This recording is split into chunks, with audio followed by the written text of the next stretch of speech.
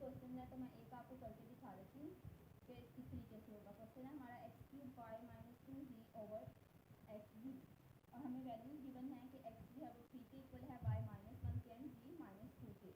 Division के बाद हमने क्वेश्चन उतारा, उसके बाद हमें क्या करना है, बहुत इजी क्वेश्चन है, आपने जस्ट ये वैल्यूज पुट कर देनी है। मैंने ये हमने जो है पुट किया x = 3, y = -1 एंड g = -2।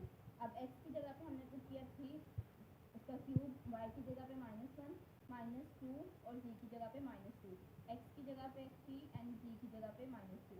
अब ये हमने वैल्यूज जो है वो इस वाली इक्वेशन में पुट की है, ये x की, y की और g की ये वाली इक्वेशन में पुट की। अब हमने इसको जो है इस इक्वेशन को हमने सिंप्लीफाई करना है।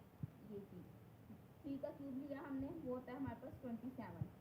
ये -1 था, माइनस को हमने इससे मल्टीप्लाई किया, यहाँ पे हमारे पास प्लस का साइन है और हम माइनस का साइन और प्लस का साइन हो, माइनस और प्लस इन दोनों को मल्टीप्लाई करें तो हमारे पास माइनस आता है।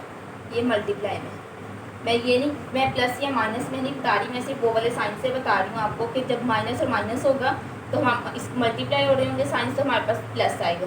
जब माइनस और प्लस होगा तो हमारे पास माइनस आएगा, और इसी तरह जब प्लस और प्लस होगा मल्टीप्लाई तो हमारे पास प्लस आएगा। अब हम वहाँ पर अपने क्वेश्चन में देखते हैं जो हमने जो है वो सोल्व किया। इसमें -3 का क्यूब लिया, वो हमारे पास 27 था, -2 ये माइनस माइनस हमारे पास प्लस आया था और वो 4 आ गया। 3 को 2 से मल्टीप्लाई किया 6 और ये माइनस एज इट इज़, क्योंकि प्लस माइनस माइनस होता है। फिर इन दोनों को प्लस माइनस की ऑब्वियसली वो तो सबको आता होगा कि इसको करके हमारे पास -23 और -6 आया। माइनस माइनस का साइन कर दिया हमारे पास, इसको हमने जो है वो मिक्स फ्रैक्शन में लिखा। अब मिक्स फ्रैक्शन में कैसे लिखते हैं, कुछ स्टूडेंट्स को प्रॉब्लम होती है लिखने में। ये हमने मल्टीप्लाई किया 23, ऊपर वाली वैल्यू को हम अंदर रखते हैं डिवीजन में और नीचे वाली को बाहर रखते हैं। 6 का टेबल 3 तक पड़ा, 18 आ गया, इनको माइनस किया हमारे पास 5 आ गया। अब इस इक्वेशन को हमने कैसे लिखना है, एरो जो हमने इसका ऊपर जाएगा, ये एरो इधर और ये इधर, ये एक सर्कल बना दिया हमने, साइकिल।